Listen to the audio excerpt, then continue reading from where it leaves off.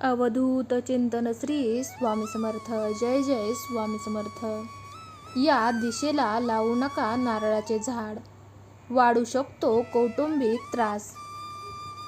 अनेक लोक घरामध्ये झाडे आणि रोपे लावतात.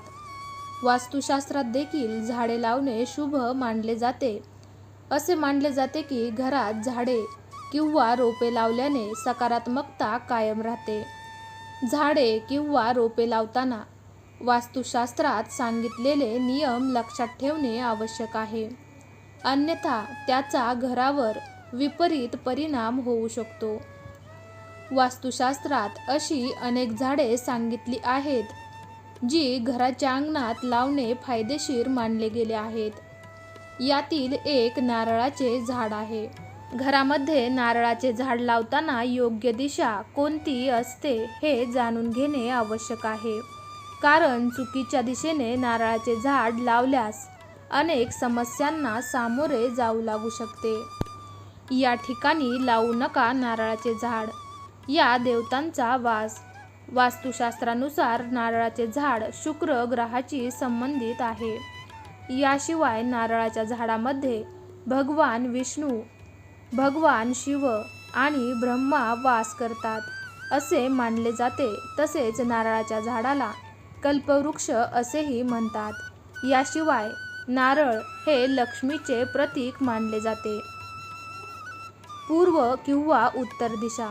अशा स्थितीत घराच्या पूर्व किंवा उत्तर दिशेला नारळाचे झाड कधीही लावू नका, असे वास्तुशास्त्र सांगते. अनेक झाडे या दोन दिशांना लावणे चांगले मानले जात असले तरी या दिशेला नारळाची झाडे लावल्याने घरात नकारात्मक ऊर्जा वाढते. उत्तर दिशा. वास्तुशास्त्रानुसार उत्तर दिशेला नारळाचे झाड लावल्याने धनाची हानी होते आणि घरात समस्या निर्माण होतात. त्याच वेळी पूर्व दिशेला ठेवल्यास आदर कमी होऊ लागतो आणि घरामध्ये कौटुंबिक कलहाचे वातावरण निर्माण होऊ शकतात. तसेच घरातील शांतता भंग पावू शकते. सदर लेख फक्त सामान्य माहितीसाठी आहे. आम्ही अशा कोणत्याही गोष्टीची पुष्टी करत नाही.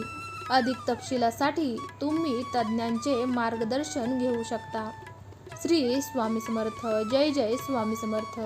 तुम्ही जर श्री स्वामी समर्थांचे खरे भक्त असाल तर कमेंट बॉक्समध्ये स्वामी आई मी तुझं बाळ आहे टाईप करा. भाग्यवंत ठराल.